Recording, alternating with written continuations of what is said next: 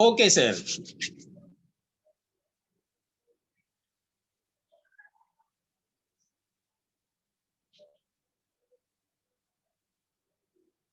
नमस्कार बच्चों, एक मिनट। हाँ, नमस्कार बच्चों। 9th बी के साइंस 2 क्लास में मैं पाल उमेश कुमार आप सभी लोगों का हार्दिक स्वागत करता हूँ। बच्चों, हमारा जो आज का विषय है वो है वनस्पतियों का वर्गीकरण, अर्थात क्लासिफिकेशन ऑफ प्लांट्स। आपको पता है बच्चों, प्लांट्स अर्थात पौधे छोटे भी हो सकते हैं, बड़े भी हो सकते हैं। तो बच्चों, क्लासिफिकेशन ऑफ प्लांट्स के अंतर्गत आज हम लोग अबीजपत्रीय वनस्पतियों के बारे में अध्ययन करेंगे। अबीजपत्री वनस्पतियों के बारे में अध्ययन करेंगे। बच्चों, जैसा कि आप जानते हो कि मनुष्य जो है वो ऑक्सीजन को ग्रहण करता है। इंसान ऑक्सीजन को ग्रहण करता है और कार्बन डाइऑक्साइड अर्थात CO2 गैस को बाहर छोड़ता है, क्योंकि इंसान को जिंदा रहने के लिए ऑक्सीजन बहुत जरूरी है। इसका ठीक उल्टा वनस्पतियां कार्बन डाइऑक्साइड को लेती हैं। वनस्पतियां कार्बन डाइऑक्साइड गैस को ग्रहण करती हैं और ऑक्सीजन गैस को बाहर छोड़ती हैं। अर्थात इसका ये निष्कर्ष निकाला जाए कि हम ऑक्सीजन लेते हैं, कार्बन डाइऑक्साइड छोड़ते हैं। वनस्पतियां कार्बन डाइऑक्साइड लेती हैं और ऑक्सीजन छोड़ती हैं और बाद में उसी ऑक्सीजन को इंसान ग्रहण करता है। इस तरह से ये जो चक्र है मनुष्य और वनस्पतियों का, वो सतत चलने वाली प्रक्रिया है।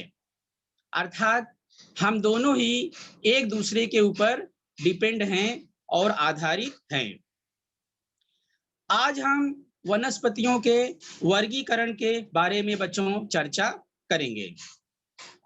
बच्चों, इससे पहले आपने देखा है कि सजीवों का जो वर्गीकरण है वो कैसे किया गया।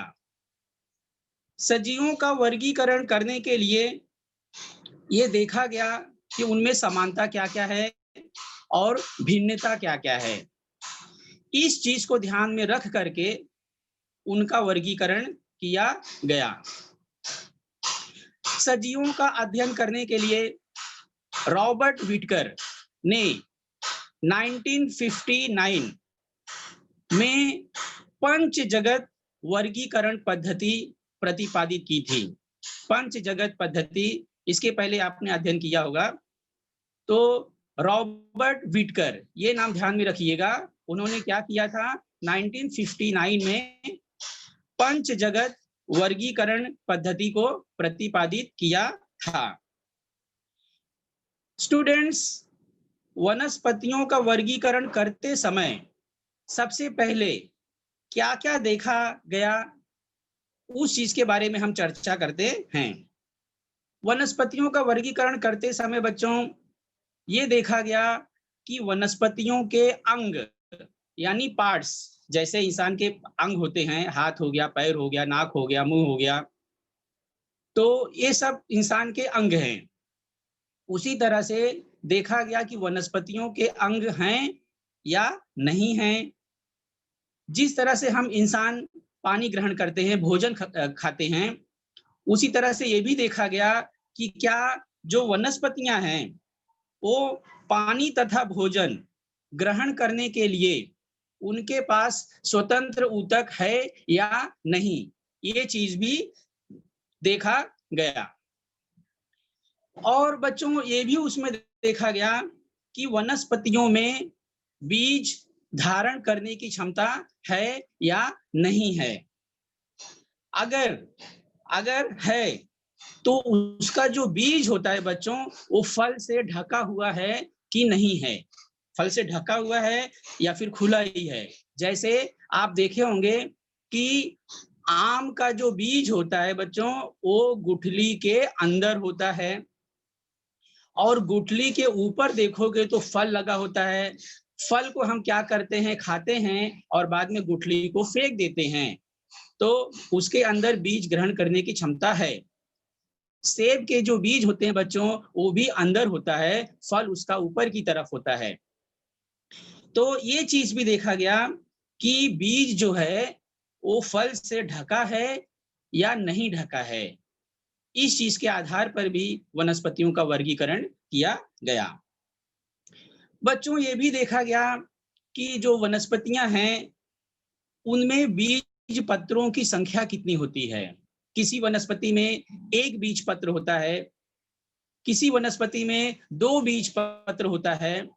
अब जैसे आम की कोई देखेंगे, अगर उसके बीज को हम बीज को तोड़ेंगे बीच में से, तो उसके 2 बराबर हिस्से हो जाते हैं, उसमें 2 बीज पत्र दिखाई देते हैं। मक्का वगैरह हो गया, उसमें खाली एक ही बीज पत्र आता है।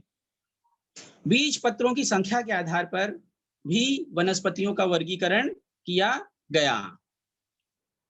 बच्चों ये भी देखा गया कि वनस्पतियों में फल लगते हैं कि नहीं लगते हैं, फूल उसमें आते हैं कि नहीं आते हैं, बीज का आना और ना आना, इसके आधार पर, बीज का आना और ना आना, इसके आधार पर बीजपत्री और अबीजपत्री में वर्गीकरण किया गया। और ये जो वर्गीकरण है इसको किसने किया बच्चों? बीजपत्री और अबीजपत्रियों का जो वर्गीकरण है इसको करने वाले महान वनस्पतिज्ञ, मतलब वनस्पतियों के बारे में जो रिसर्च करते हैं उनको वनस्पतिज्ञ कहते हैं। और उन महान वनस्पतिज्ञ का नाम था एचट। इन्होंने 1883 में ही कर दिया था। बीजपत्री और अबीजपत्री वनस्पतियों का जो वर्गीकरण है वो एचट ने 1883 में ही कर दिया था। तो बच्चों आज हम बीजपत्री और अबीजपत्री वनस्पतियों के बारे में अध्ययन करेंगे। तो इस चीज को ये देखा जा रहा है बच्चों कि आप इसका अर्थ समझिए कि अबीजपत्री का मतलब होता है बीज नहीं आना, और बीजपत्री का मतलब होता है बीज का होना। अबीजपत्री का और मतलब होता है अपुष्प, उसमें फूल नहीं लगते हैं, और बीजपत्री में फूल लगते हैं। तो आपका माइंड सेट क्लियर होना चाहिए कि दोनों में डिफरेंस क्या है। तो आज हम लोग इसी अबीजपत्री के बारे में आगे की और डिटेल्स समझते हैं। आप अपने स्क्रीन पर देख सकते हैं, मैं वीडियो शेयर कर रहा हूं, तो उसके माध्यम से आप देखिए।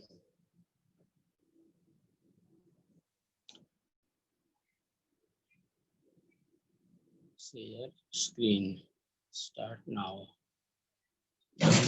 नाउ के बाद WPS ना, कहाँ जाऊंगा भाई, WPS।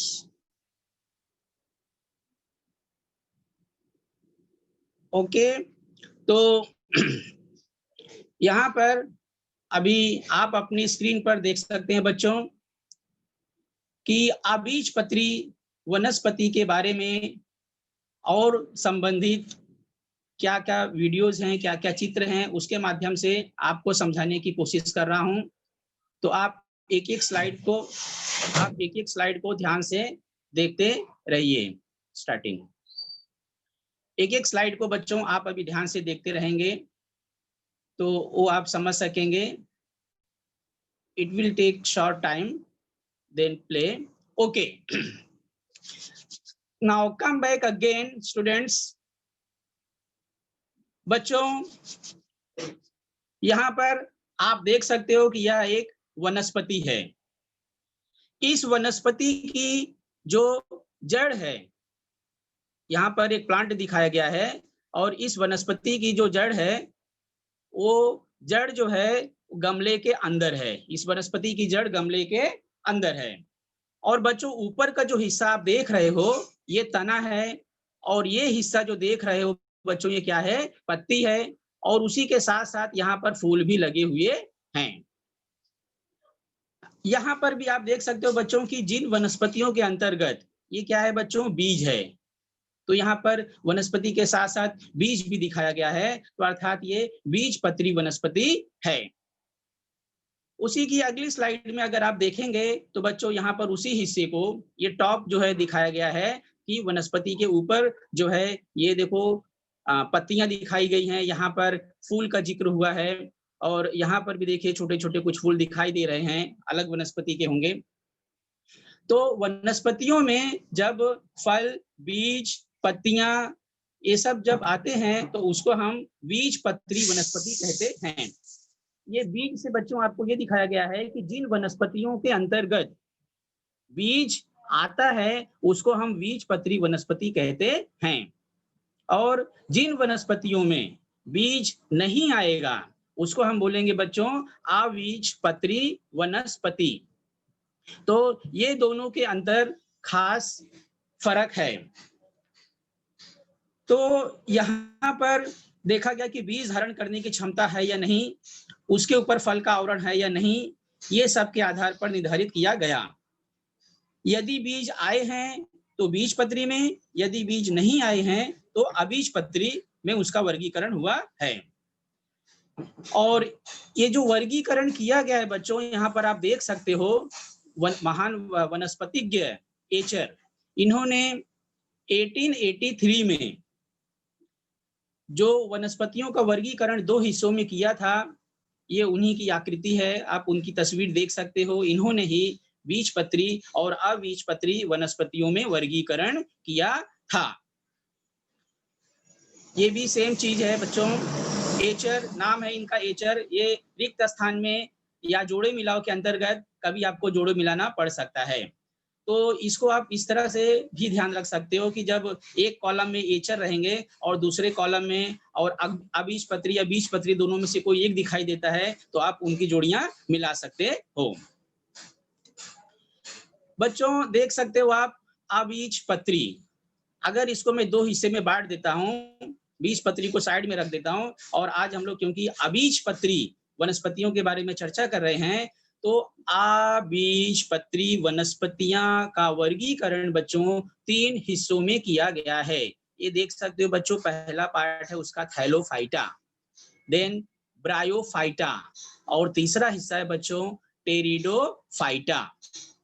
तो अगर क्वेश्चन आता है कि अबीजपत्री को कितने हिस्से में वर्गीकृत किया गया है, तो आप लिख सकते हो थैलोफाइटा, ब्रायोफाइटा, टेरिडोफाइटा। वापिस से देख सकते हो कि बच्चों ये जो थैलोफाइटा है, थैलोफाइटा को अगेन जो है 3 भाग में विभाजित किया गया है। थैलोफाइटा के अंतर्गत क्या क्या आता है? थैलोफाइटा के अंतर्गत बच्चों शैवाल नामक वनस्पति आती है, शैवाल एक वर्ग है, कवक जो है ये भी एक वर्ग है, और जीवाणु भी एक वर्ग है। तो थैलोफाइटा की जो वनस्पतियां हैं, थैलोफाइटा वर्ग की जो वनस्पतियां हैं, इसके 3 भागों में निर्धारित किया गया है, शैवाल, कवक और जीवाणु। तो बच्चों अभी हम लोग इन्हीं लोगों के बारे में और डिटेल में जानकारी जो है वो प्राप्त करेंगे। बच्चों यहाँ देख सकते हो कि ये जो घास फूस आपको दिखाई दे रहा है, यहाँ पर ये सब जो आकृति देख रहे हो, ये थैलोफाइटा वर्ग के अंतर्गत आती हैं। कुछ आकृतियों को आप देख करके अपने दिमाग में माइंड सेट करो कि थैलोफाइटा की आकृतियां कुछ ऐसी होती होंगी। तो अबीजपत्री वनस्पति के अंतर्गत आगे देखते हैं बच्चों, ये जो आप अपनी स्क्रीन पर इस वक्त देख रहे हो, ये भी अबीजपत्री का ही उदाहरण है। बच्चों आपने जहां रहते हो वहां पर आसपास में, आजू बाजू में आपने कोई तालाब देखा होगा या कोई गड्ढा देखा होगा जिसके अंदर पानी भरा हुआ है, साफ सुथरा पानी है या गंदा पानी है, भरा हुआ है। तो उसमें अगर पानी जमा है तो कभी कभी इस पानी में आप लोगों ने हरे रंग के, जैसे कि यहाँ पर आप देख सकते हो, ये सब रंग कैसा है, हरा रंग है, ये सब देखो हरे रंग के तंतु दिखाई देते हैं, उसमें हरे रंग के तंतु दिखाई देते हैं।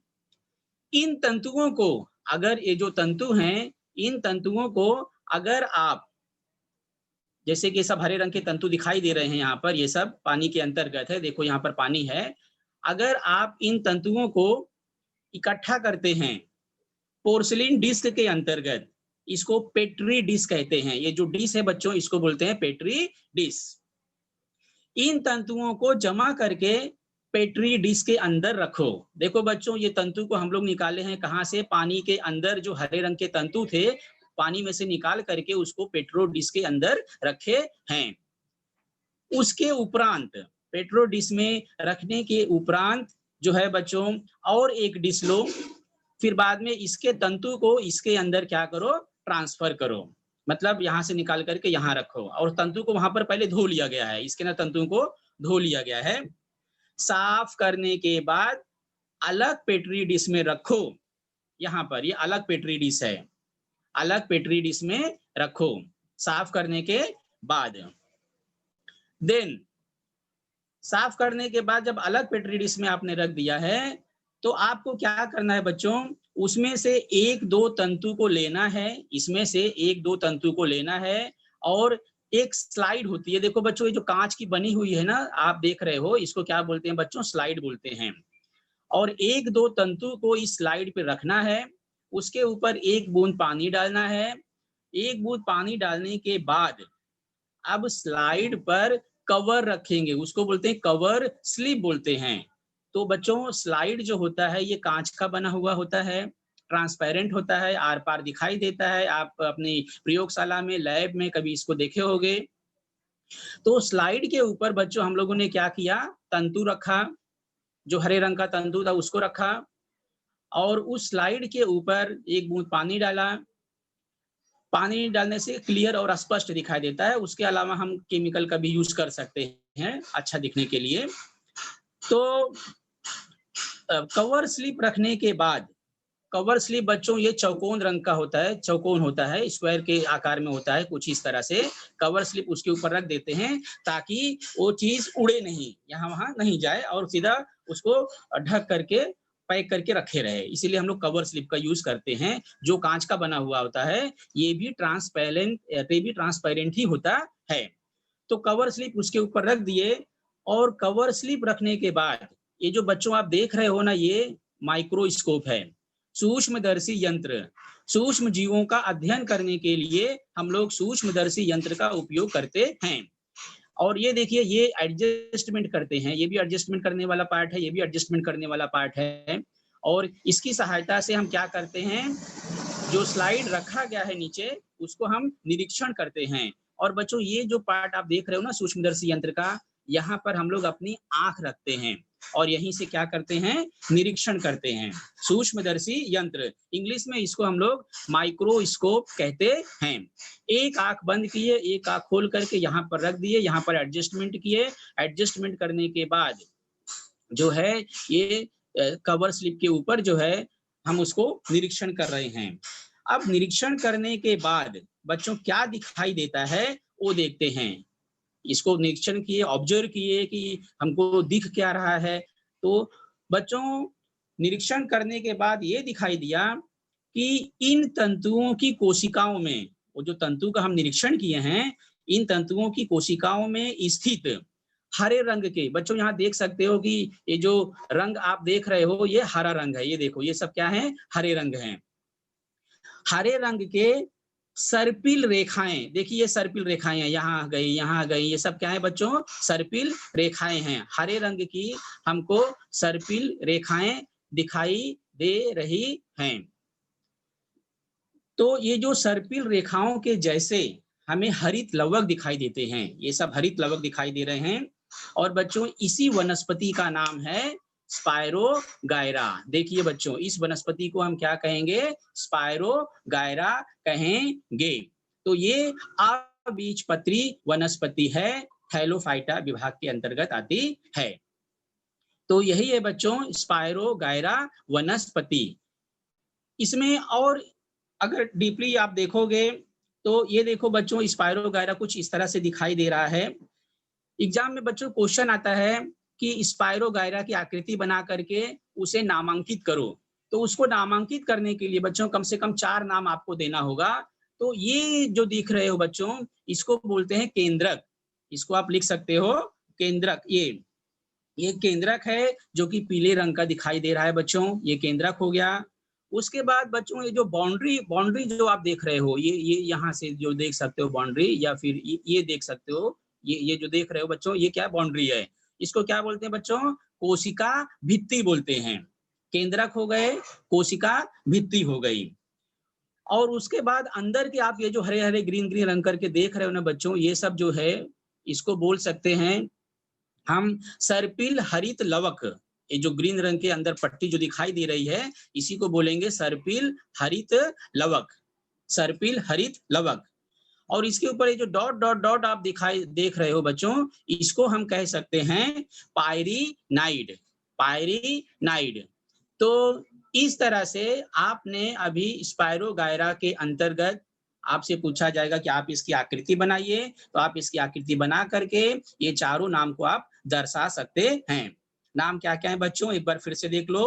केंद्रक, इस हिस्से को केंद्रक बोल दिया आपने, इसको बोल दिए कोशिका भित्ति हो गई, और ये जो सर्पिलाकार आकार दिखाई दे रहा है उसको बोल दिए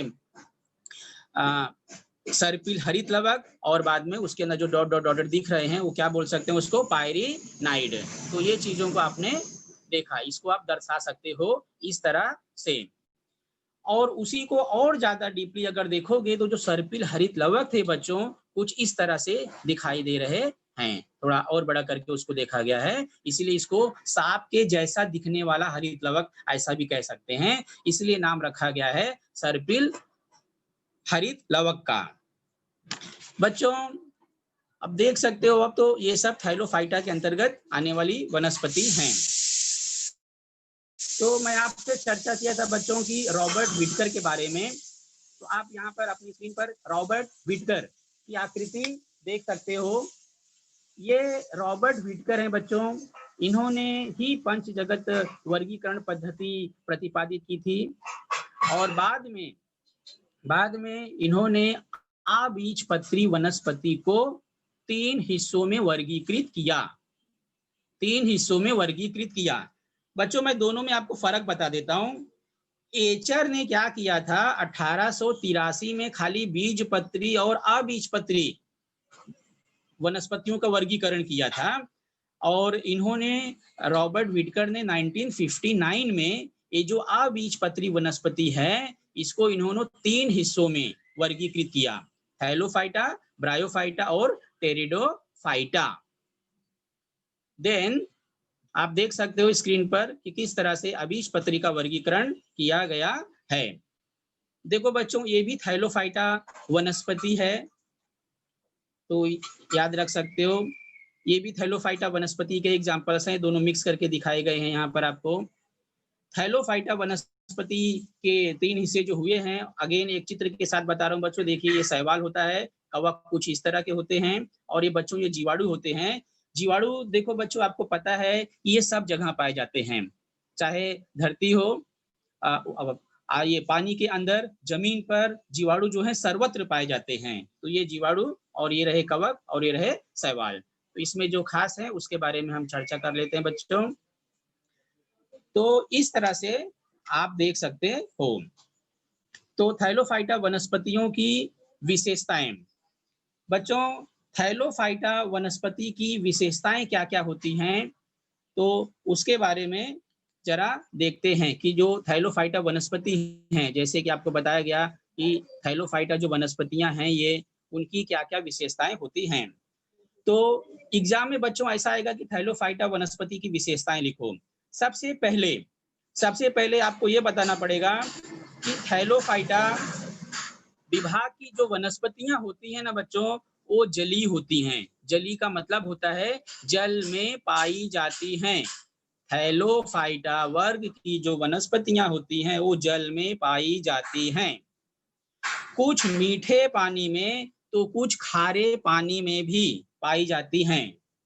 तो ये पहला पॉइंट आपका हो गया कि थैलोफाइटा की वनस्पतियां जल में पाई जाती हैं, कुछ मीठे तो कुछ खारे पानी में पाई जाती हैं। और बच्चों इसमें जड़, तना और पत्ती, ध्यान दीजिएगा, जड़, तना, पत्तियां, फूल जैसे कोई विशेष अंग नहीं होते हैं।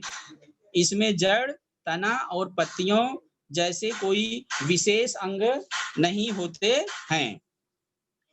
और तीसरा पॉइंट है बच्चों की ये जो वनस्पतियां होती हैं, ये वनस्पतियां जो होती हैं ये स्वयं पोषी होती हैं। मतलब ये वनस्पतियां अपना भोजन जो है स्वयं बनाती हैं। वनस्पतियां प्रकाश संश्लेषण की सहायता से अपना भोजन का निर्माण स्वयं करती हैं, इसीलिए इनको स्वयं पोषी कहते हैं। मतलब खुद के ऊपर ये डिपेंड रहती हैं। सूर्य प्रकाश की उपस्थिति में हरित लवक की सहायता से प्रकाश संश्लेषण की क्रिया करती हैं और इसीलिए ये स्वयं पोषी होती हैं। इनमें हरित लवक पाया जाता है। तो ये देख सकते हो बच्चों, ये शैवाल है। हैलोफाइटा को जो क्लासिफाइड किया गया था शैवाल के अंतर्गत, तो आप ये शैवाल देख सकते हो। देखिए बच्चों, ये भी शैवाल की आकृति है और ये भी शैवाल की आकृति है। क्या किया गया बच्चों की, हाथ को अपने जो है शैवाल को उठा लिया गया हाथ में, तो कुछ इस तरह से दिखाई दे रहा है। तो ये स्वयं पोषी होती हैं और ये शैवाल है, यह भी एक वनस्पति ही है। अब देखते हैं बच्चों की शैवाल के और क्या-क्या एग्जाम्पल या उदाहरण जो है हम लोग देख सकते हैं शैवाल के अंतर्गत और क्या-क्या आता है। तो एक आपने देखा बच्चों स्पायरोगायरा, ये शैवाल वनस्पति है। यूलोथ्रिक्स यहाँ देख सकते हो कुछ इस तरह से दिखाई देता है। एक वनस्पति और है यहाँ पर बच्चों, नाम है इसका उल्वा और सरगैसम। तो यहाँ पर आपसे प्रश्न यही पूछा जाता है बच्चों की हैलोफाइटा वनस्पति की विशेषताएं लिखो। तो आप ये 3-4 पॉइंट को लिख देना कि थैलोफाइटा वनस्पति जो होती है ये जली होती है, मीठे और खारे पानी में पाई जाती हैं, जड़, तना, पत्ती, फूल जैसे कोई विशेष अंग इसमें नहीं होता है। इसमें जड़ नहीं होता है, तना नहीं होता है, पत्ती नहीं होता है, फूल नहीं होता है, कोई विशेष अंग नहीं होते हैं। ये स्वयं पोषी होती हैं और बाद में आप इसका एग्जाम्पल में ये सारी चीजों को लिख सकते हो। उदाहरण में आप लिख सकते हो स्पायरोगारा, यूलोथ्रिक्स, उल्वा और सरगैसम। तो ये सब चीजों को आप दिखा सकते हो। आगे बढ़ते हैं बच्चों। देखिए बच्चों, ये भी शैवाल की आकृति है। शैवाल इस तरह से भी हो सकता है थैलोफाइटा के अंतर्गत, ये भी थैलोफाइटा ही है। हाँ, अब हम बात करते हैं बच्चों अपने दूसरे वर्ग के बारे में। दूसरा वर्ग है बच्चों कवक। थैलोफाइटा को जो क्लासिफाइड किया गया था वो शैवाल पहला वर्ग था, जिसके बारे में अभी आप लोगों ने आकृति के माध्यम से समझा। उसकी विशेषताएं क्या क्या होती हैं वो देखें। अब आता है बच्चों कवक। थैलोफाइटा के अंतर्गत कवक जो है, कवक कुछ इस तरह से दिखाई देता है। बच्चों पहले पुरानी पद्धति के अनुसार ये जो कवक जो था, कवक ये परपोषी होते हैं। ये अपना भोजन स्वयं नहीं बनाते हैं बल्कि दूसरों के ऊपर निर्भर रहते हैं। तो कवक परपोषी होते हैं। अगर जोड़े मिलाओ में पूछा जाता है कि एक तरफ कवक है और दूसरी तरफ और भी कुछ टर्म्स दिए गए हैं, तो आपको परपोषी के साथ जोड़े मिलाना है।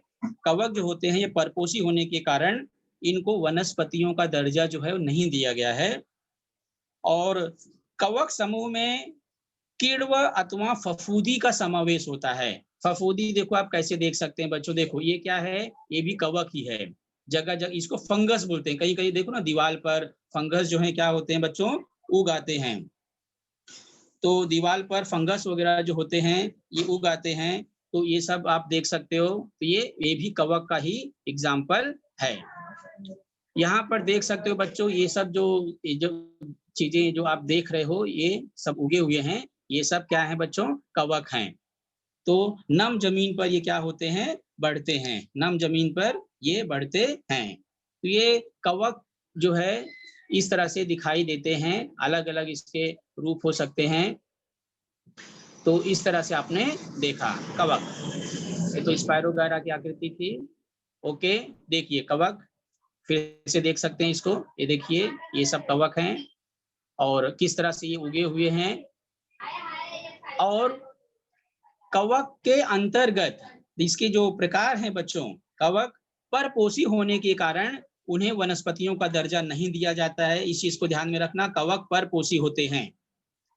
ऐसे कवक समूह में किण्व अथवा फफूंदी, फंगस जिसको कहते हैं, जितने भी फंगस आप कहीं पे उगते हुए दिखाई देते होंगे, जैसे इस तरह दिखाई दिया, ये दिखाई दिया, ये सब, ये जो भूछत्र देख रहे हो ना बच्चों, इसी को हम लोग क्या बोलते हैं, कुकुरमुत्ता बोलते हैं। इसके नाम से ये फेमस है, छतरी के जैसा आकार होता है, इसीलिए इसको हम भूछत्र कहते हैं। तो ये सारे जो है बच्चों, ये सब कवक के ही प्रकार हैं।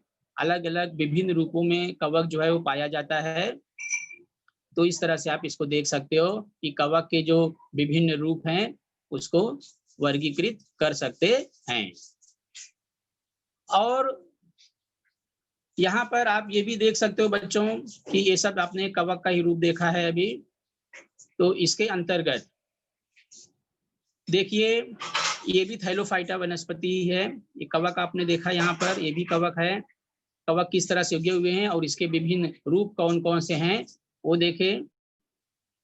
हाँ बच्चों, इस चीज को अब आते हैं हम अपने दूसरे वर्ग के ऊपर। अब तक आपने जो भी देखा यहाँ सब थैलोफाइटा के बारे में ही आपने देख रहे थे, जिसमें आपने शैवाल नामक वनस्पतियों को देखा, शैवाल के बाद कवक नामक वनस्पतियों को देखा, जीवाणु जो है वो तो सब जगह पाए जाते हैं, वो आपको पता ही है। अब हम आते हैं अपने दूसरे वर्ग के ऊपर, नाम है इनका ब्रायोफाइटा। ब्रायोफाइटा बच्चों, आपने बारिश में गीली दीवार पर, चट्टान पर, ईंट पर, कुछ इस तरह, या पतरे पर, या मकान पर, या अन्य गीली जगह पर कुछ इस तरह का ये जो देख रहे हो आप, हरा हरा जो गलीचा देख रहे हो, इस तरह से आपने देखा होगा। दीवार के ऊपर देख सकते हो, चट्टान पर देख सकते हो, ईंट के ऊपर देख सकते हो, किसी मकान के ऊपर देख सकते हो, या अन्य गीली जगह पर आपने इस तरह से हरा गलीचा देखा होगा। ये देखिए कितना एकदम मखमली जैसा है, एकदम मुलायम होता है ये, इस तरह से आपने देखा होगा। तो वही है बच्चों ब्रायोफाइटा वनस्पतियां, वही है ब्रायोफाइटा। यहाँ पर भी आप अपने अगले स्लाइड में देख सकते हो किस तरह से ये पत्थर के ऊपर बच्चों देख सकते हो ये उगी हुई है। देखो ये सब जो है ब्रायोफाइटा वनस्पतियां हैं। इनको भी पानी की जरूरत पड़ती है, इनको भी पानी की जरूरत पड़ती है। तो आइए देखते हैं बच्चों ब्रायोफाइटा वनस्पतियों की और क्या क्या विशेषताएं होती हैं। ये ब्रायोफाइटा वनस्पति आपने देखा। इसके बाद देखो बच्चों, ये भी ब्रायोफाइटा वनस्पति है। इसको हाथ में लेकर के जो दिखाया गया है, तो ये एकदम मुलायम होता है, मखमली होता है, तंतु नरम होते हैं, ये सब उसकी खासियत है। देखो बच्चों, ये भी ब्रायोफाइटा वनस्पति है। अब इसकी खासियत देखते हैं। बच्चों, ये जो वनस्पतियां हैं, ये जो वनस्पतियां हैं बहुत छोटी होती हैं। देख सकते हो आप, वनस्पतियां बहुत छोटी होती हैं, नाजुक होती हैं। इस समूह की वनस्पतियां उभयचर होती हैं। उभयचर का मतलब ये होता है बच्चों कि पानी में तो पाया ही जाता है, प्लस पानी के बाहर भी ये उगाती हैं। कहाँ उगाती हैं? जहां पर इनको नम मिट्टी दिखाई देती है, जहां पर इनको जैसे ईंट वगैरह हो गया, अगर वो गीला है, पत्थर जो है, चट्टान है, उसके ऊपर पानी वगैरह पड़ा हुआ है, तो वहां पर ये क्या होती है, ये उग आती हैं। ये जो अचानक में उग आती हैं उसी चीज को हम प्रजनन भी कहते हैं। इसका मतलब इनमें प्रजनन करने के लिए पानी की आवश्यकता होती ही होती है। तो ये वनस्पतियां पानी के अंदर और पानी के बाहर भी उग सकती हैं, इसीलिए ये क्या होती हैं, उभयचर होती हैं। नम मिट्टी में वृद्धि करने वाली इन वनस्पतियों के प्रजनन के लिए पानी की आवश्यकता होती है। इस वर्ड को आप अंडरलाइन कर देना, प्रजनन के लिए। इनको जब अपनी वृद्धि करना होता है तो प्रजनन, उसी को प्रजनन बोलते हैं। प्रजनन के लिए ही इनको पानी की आवश्यकता होती है, जब इनको उगना होता है तो। और बच्चों, उभयचर वनस्पति इसलिए भी कहते हैं क्योंकि ये वनस्पतियां जो हैं वो गीली मिट्टी में उगती हैं। ये जो वनस्पतियां हैं बच्चों, ये वनस्पतियां कहाँ उगती हैं? ये वनस्पतियां गीली मिट्टी में उगती हैं, जहां पर मिट्टी जो है उनको गीली रहती है, नम मिट्टी दिखाई देती है, वहां पर ये वनस्पतियां जो हैं उग आती हैं। यहाँ पर देख सकते हो, यहाँ पर इतने प्रकार के ब्रायोफाइटा की आकृतियां जो हैं वो आपके स्क्रीन पर दिखाई दे रही हैं। इसके बारे में और थोड़ा बता दे रहा हूं बच्चों। ये वनस्पतियां जो हैं जमीन का आधार पा करके बढ़ती हैं। इनको बढ़ने के लिए कोई ना कोई आधार चाहिए। ये वनस्पतियां जमीन का आधार पाकर बढ़ती हैं। इनकी जड़ें जो हैं बहुत छोटी होती हैं। पत्तियां जो हैं बहुत पतली और बारीक होती हैं। इसके पहले जो आपने देखा कि इसकी जो यहाँ पर देख सकते हैं कि ये जो कोई इसकी ये इसी को ना मूलाब भी कहते हैं। मूलाब मतलब जड़ जैसे दिखाई देते हैं मूलाब। ये बहुत ही पतली और बारीक होती हैं। तो और विशेषता इनकी ये है कि ये वनस्पतियां जो हैं बहुकोशिकी होती हैं। मतलब ये मतलब बहुत सारी कोशिकाओं से बनी हुई होती हैं, ऐसा कह सकते हो आप। बहुकोश होती हैं और ये भी स्वयं पोषी होती हैं। प्रजनन जो है इनमें बीजाणु के द्वारा होता है। यहाँ पर एक एग्जांपल देख सकते हो। ये आपने देखा कि ये भी जो है ब्रायोफाइटा वनस्पतियां हैं। किस तरह से पानी के सपोर्ट मिलने से ये क्या होती हैं बच्चों, बढ़ रही हैं। देखिए बच्चों, ये भी ब्रायोफाइटा वनस्पति है। आकृति के माध्यम से आप समझ सकते हो, कभी देखे होंगे इसको। और ये देखिए, ये सब जो हैं ब्रायोफाइटा वनस्पति के ही एग्जाम्पल्स हैं। यहाँ पर आपको ये स्लाइड दिखाने का मतलब है कि बच्चों इसके अंदर जो होता है ना बीजाणु होता है। ये बीजाणु जो है देख सकते हो, ये भी ब्रायोफाइटा वनस्पति है। इनमें प्रजनन जो होता है वो बीजाणु निर्मिति से होता है। मतलब इनके अंदर बीजाणु बनता है और उसी की वजह से प्रजनन जो है इनका होता है। तो ये आकृति भी ब्रायोफाइटा की ही है। इनकी जो शारीरिक रचना होती है बच्चों, ब्रायोफाइटा की शारीरिक रचना जो है वो कुछ इस तरह से होती है। इसको हम ऐसे कह सकते हैं कि चपटे रिबिन या फीते जैसी लंबी होती हैं। क्या है बच्चों की सारी वनस्पतियां अब एक जैसे तो दिख नहीं सकती हैं। सबका आकार, रूप, रंग और शारीरिक रचना अलग अलग होती है ब्रायोफाइटा की भी। जिस तरह से कहने के लिए तो सभी इंसान हैं, लेकिन सभी का रूप, रंग, कलर और हाइट और बोल भाषा और उनकी जो सबके अलग अलग गुणधर्म होते हैं, उसी तरह से ब्रायोफाइटा वनस्पतियों की भी शारीरिक रचना कुछ वनस्पतियों की ऐसी भी होती है। तो इनकी शारीरिक रचना रिबिन मतलब फीते के जैसी होती है। देखो ये जैसे हम देख सकते हैं इसको कि रिबिन या फीते के जैसे उनकी शारीरिक रचना जो है वो होती है। तो ब्रायोफाइटा वनस्पति के अंतर्गत विशेषता में इस चीज को भी हम मेंशन कर सकते हैं। उनकी शारीरिक रचना जो है चपटे रिबिन या फीते जैसी लंबी होती है। बच्चों मूल रूप से अगर ओरिजिनली देखा जाए, मूल रूप से पाई जाने वाली जो जड़, तना, पत्तियां इनमें नहीं पाई जाती हैं, पहले ही बताया जा चुका है। लेकिन पत्तियों जैसी रचना होती है। जड़, तना, पत्तियां तो नहीं पाई जाती हैं, लेकिन पत्तियों जैसी इनकी रचना होती है। और जड़ों की जगह, जड़ तो इसमें होते नहीं हैं, लेकिन जड़ों की जगह छोटे छोटे रोए निकले होते हैं, उसको हम लोग मूलाभ कहते हैं। जड़ों जैसे अंग होते हैं जिसे मूलाभ कहते हैं। और बच्चों यहाँ पर देख सकते हो, पानी और भोजन, पानी और भोजन को संवहन करने के लिए मतलब लेने के लिए इनके पास कोई विशेष ऊतक नहीं होता है। ये बस पानी का सपोर्ट पाकर के क्या होती हैं, बढ़ती हैं। अब ब्रायोफाइटा वनस्पति के अंतर्गत अगर प्रश्न पूछा जाएगा कि ब्रायोफाइटा वनस्पति की विशेषताएं लिखो, तो जो भी विशेषताएं यहाँ पर आप चर्चा की गई हैं, ये सारी विशेषताओं में से कोई भी 4 विशेषता आप लिख देना और बाद में उसका एग्जाम्पल दे देना, यानी उदाहरण दे देना। बच्चों इसके एग्जाम्पल में आप देख सकते हो, ये है मॉस, जिसको हम फ्यूनेरिया वनस्पति कहते हैं। जोड़े मिलाओ में भी आएगा तो ब्रायोफाइटा के साथ इसका जोड़ा मिला देना। देखो बच्चों, ये है मार्केसिया नामक वनस्पति, ये है एंथ्रोसिस वनस्पति, ये वनस्पति है रिक्सिया।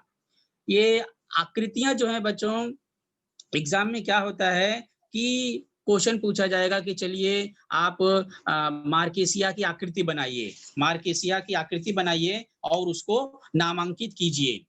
तो आपको आकृति बनाना पड़ेगा और उसको नाम भी देना पड़ेगा।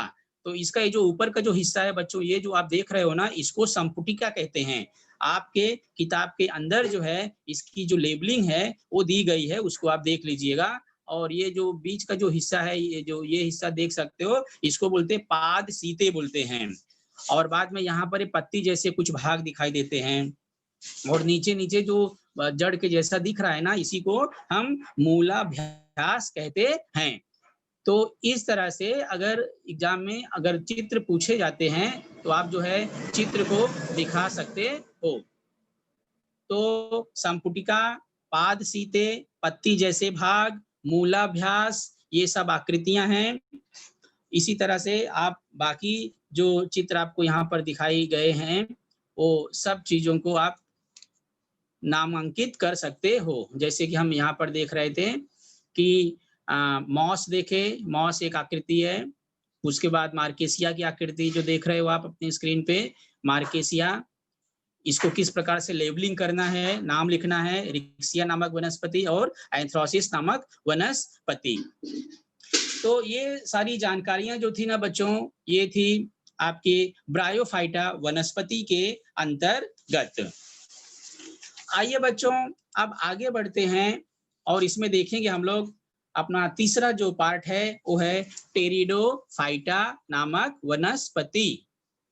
आपकी स्क्रीन पर ये जो वनस्पति आप देख रहे हो बच्चों, इसको बोलते हैं टेरिडोफाइटा। ये वनस्पति हैं, ये भी एक ही नहीं हो सकती, अलग अलग प्रकार की होती हैं, सभी की रूप रचना अलग हो सकती है। इनकी खासियत है बच्चों टेरिडोफाइटा वनस्पति की कि इनके पत्ते के ऊपर, देखिए आप ये पत्ते देख रहे हो और पत्ते के ऊपर ये जो आप देख रहे हो ना बच्चों, ये इसको क्या बोलते हैं, पुंज बोलते हैं।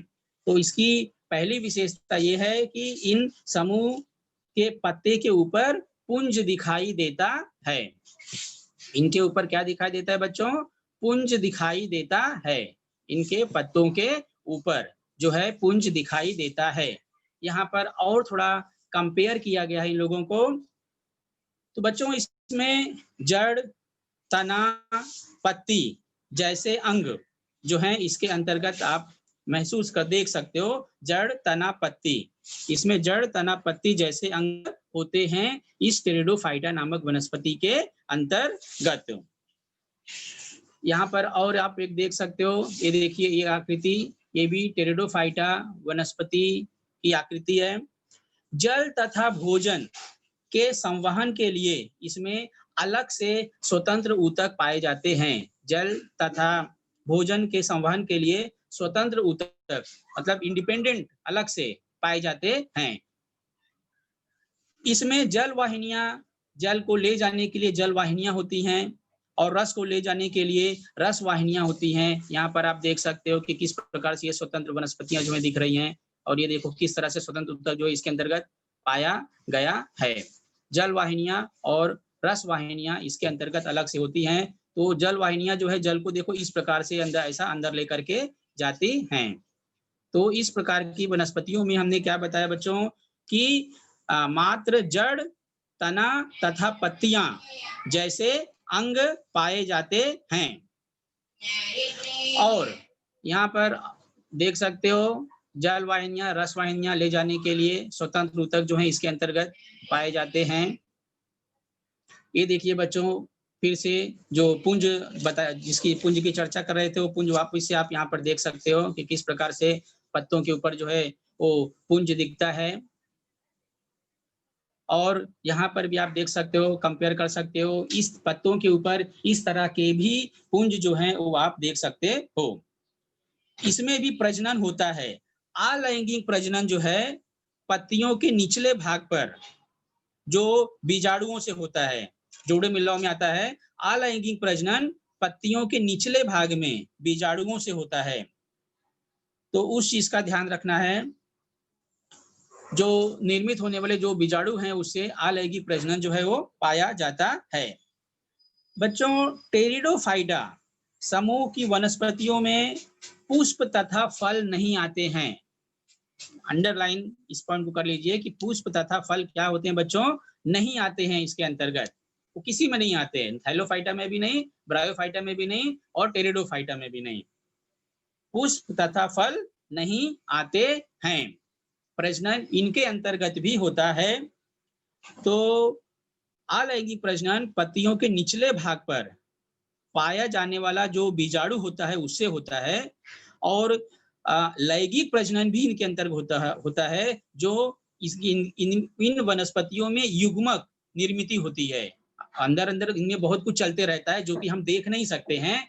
तो जो इसके विशेषज्ञ हैं, स्पेशलिस्ट हैं, इसके बारे में काफी अध्ययन कर चुके हैं, उन्होंने इसका पूरा हिस्ट्री पता लगाया है, तो ये सब उनके अंदर चलते रहता है।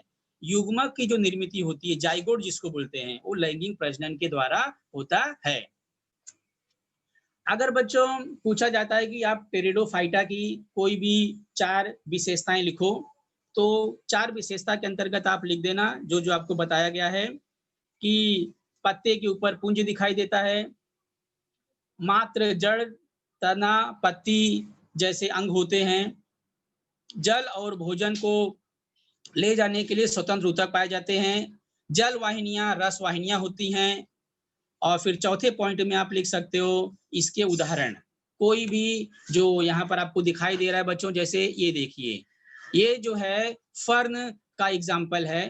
फर्न इसके अंतर्गत आता है, जोड़ो मिलाओ में पूछा जाता है। एक तरफ दिया रहेगा थैलोफाइटा, ब्रायोफाइटा, टेरिडोफाइटा, और दूसरे कॉलम में दिया रहेगा उनके कुछ उदाहरण। आपको सही उदाहरण के साथ क्या करना है, मैच करना होगा, सही जोड़ियां मिलानी होगी। तो इसको आप देख सकते हो फर्न, ये जो आकृति है किसकी है बच्चों, फर्न की आकृति है। फर्न के साथ साथ ये जो आप देख सकते हो बच्चों, ये भी आकृति है, इसको नाम है टेरिस। इस प्रकार का जो चित्र है इसको बोलते हैं, वनस्पति को बोलते हैं टेरिस। इक्विसेटम, इक्विसेटम नामक वनस्पति जो है इस तरह से दिखाई देती है, इक्विसेटम।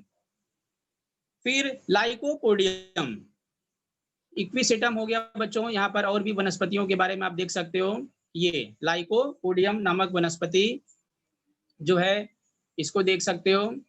और मार्सेलिया, ये बच्चों ये मार्सेलिया नामक वनस्पति जो है ये देख सकते हो, मार्सेलिया नामक वनस्पति जो है देख सकते हो।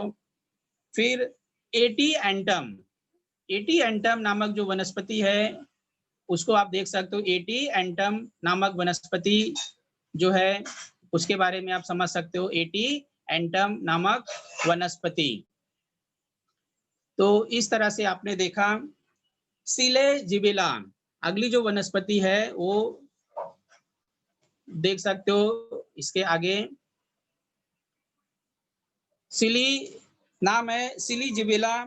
ये भी वनस्पति जो है उसी की वनस्पति है जिसको आप यहाँ पर अपनी स्क्रीन पर देख सकते हो। तो ये सारी वनस्पतियां जो हैं बच्चों, ये सारी जो वनस्पतियां हैं इसको आपने, ये सारी वनस्पतियां इसको आपने देखा टेरिडोफाइटा के अंतर्गत। तो ये सब इसकी कुछ खासियत हैं जिसको आपको ध्यान में रखना है। इस तरह से हमने थैलोफाइटा, ब्रायोफाइटा और टेरिडोफाइटा, थैलोफाइटा, ब्रायोफाइटा, देखो थैलोफाइटा, ब्रायोफाइटा, टेरिडोफाइटा, ये तीनों प्रकार की जो वनस्पतियां हैं ये किस तरह से दिखाई देती हैं, इनकी क्या क्या खासियत है, इनकी क्या क्या विशेषताएं हैं, वो सब चीजों को हमने देखा। और इनके अंतर्गत किन किन वनस्पतियों का समावेश होता है, इनके एग्जाम्पल्स क्या क्या हैं, वो सब आपने यहाँ पर अभी देखा। और लास्ट में फिर से आप देख सकते हो कि अलग से एग्जाम्पल जो है थैलोफाइटा, ब्रायोफाइटा और टेरिडोफाइटा वनस्पतियों के। तो बच्चों ये सब वनस्पतियों में कुछ भिन्नता भी हैं और कुछ समानताएं भी हैं। समानताएं क्या हैं देखते हैं बच्चों। तीनों प्रकार की वनस्पतियों को, चाहे वो थैलोफाइटा हो, चाहे वो थैलोफाइटा हो, चाहे ब्रायोफाइटा हो, चाहे टेरिडोफाइटा हो, तीनों प्रकार की वनस्पतियों को जरूरत पड़ती है किस चीज की बच्चों, यहाँ देख सकते हो, पानी की जरूरत पड़ती है। तीनों प्रकार की वनस्पतियों को पानी की जरूरत पड़ती है। और आप ये देख सकते हो तीनों में प्रजनन मतलब फर्टिलाइजेशन, उनको अगर अपनी संख्या बढ़ानी है 1 से 2, 2 से 3, 3 से 4, 4 से 5, अगर उनको उगना है, फर्टिलाइजेशन करना है, तो बीजाणु द्वारा होता है। तीनों में प्रजनन क्या होता है बच्चों, बीजाणु द्वारा होता है। तीनों में जो प्रजनन है वो बीजाणु के द्वारा होता है। तो ये सारी जानकारियों को आपने यहाँ पर बच्चों देखा। यहाँ पर एक चीज आपकी स्क्रीन पर मैं और बता देना चाहता हूँ बच्चों इन शॉर्टकट में कि सही जोड़ी मिलाने के लिए आएगा। पहला यहाँ 3 कॉलम दिए गए हैं, देखो ये पहला कॉलम है और ये आपका दूसरा कॉलम है और ये आपका यहाँ पर तीसरा कॉलम है। पहले कॉलम में है बच्चों थैलोफाइटा। तो आप क्या कर सकते हो, ये क्वेश्चन है। तो थैलोफाइटा में आप क्या करोगे कि इनमें वनस्पतियों की वृद्धि जो है वो पानी में होती है। जहां पर कहीं लिखा होगा बा वाले कॉलम में, पहले वाले में क्या लिए आपने थैलोफाइटा, दूसरे में आपको ढूंढना है कि इसकी जोड़ी किसके साथ मिला सकते हो। तो थैलोफाइटा की जोड़ी आपको मिलाना है, वनस्पतियों की वृद्धि पानी में ही होती है। थैलोफाइटा की वनस्पति की वृद्धि पानी में होती है। और तीसरे कॉलम से आप क्या लोगे, उसका एग्जाम्पल ले लो, जो भी एग्जाम्पल इसमें दिया गया होगा। तो थैलोफाइटा का उदाहरण क्या होगा बच्चों, शैवाल। तो आपने क्या दिखाया कि थैलोफाइटा वनस्पति की वृद्धि पानी में होती है और उसका उदाहरण क्या हो गया, शैवाल हो गया। आप यहाँ पर देख सकते हो कि किस तरह से पेपर में आपको लिखना है। दूसरा है बच्चों ब्रायोफाइटा। ब्रायोफाइटा जो सेकंड केस है यहाँ पे, ब्रायोफाइटा आपको इसमें से ढूंढना है कि ब्रायोफाइटा के अंतर्गत क्या होना चाहिए। जो आपने सीखा है उसी में से आपको कुछ याद होगा तो इसमें से जोड़ियां मिलाना है। तो आपको बता दे रहा हूं बच्चों की ब्रायोफाइटा को प्रजनन करने के लिए पानी की आवश्यकता पड़ती है। यहाँ पर देख सकते हो इस लाइन में, इनको प्रजनन करने के लिए पानी की आवश्यकता पड़ती है। अब ब्रायोफाइटा का कोई उदाहरण अगर आपको याद होगा तो आप इसमें से लिख सकते हो कि ब्रायोफाइटा के अंतर्गत कौन सा एग्जाम्पल जो है वो आ सकता है ब्रायोफाइटा में, जो भी आपको याद होगा। तो बच्चों यहाँ पर जो दिया गया है ब्रायोफाइटा का एग्जाम्पल में हम लिख सकते हैं फ्यूनेरिया, जो कि यहाँ पर दिया गया है। तीसरी चीज जो हमने देखा था वो है टेरिडोफाइटा। टेरिडोफाइटा के लिए बच्चों पानी तथा भोजन को ले जाने के लिए अलग से ऊतक होते हैं। ये चीज किसमें देखे थे हम लोगों ने, टेरिडोफाइटा के अंतर्गत। मानता हूं थोड़ा सा कॉम्प्लिकेशंस है, आपको याद रखना पड़ेगा, लेकिन ये सब चीज तो जोड़े मिलाओ के अंतर्गत। टेरिडोफाइटा में हमने क्या देखा था कि पानी और भोजन संवहन करने के लिए ऊतक होते हैं। तो आपने ये तीसरे कॉलम में बच्चों जोड़ियां मिला दिए। और टेरिडोफाइटा का कोई भी एग्जाम्पल अभी आकृति के माध्यम से, जैसे कि अगर मैं आपको बैग लेकर के जाता हूं तो यहाँ पर देखो, आपने जो टेरिडोफाइटा देखा हुआ था उसके बहुत सारे एग्जाम्पल हैं। देखो ये सब टेरिडोफाइटा के एग्जाम्पल्स हैं। इसमें से कोई भी जो एग्जाम्पल जो हमारे कॉलम में दिखाई देता है इसमें से कोई भी लिख सकते हो। तो यहाँ पर क्या दिखाई दिया था, सी कॉलम नंबर तीसरे में क्या दिख रहा है बच्चों, फर्न दिख रहा है। तो आप उसकी जोड़ी किससे मिला दोगे, फर्न से मिला दोगे।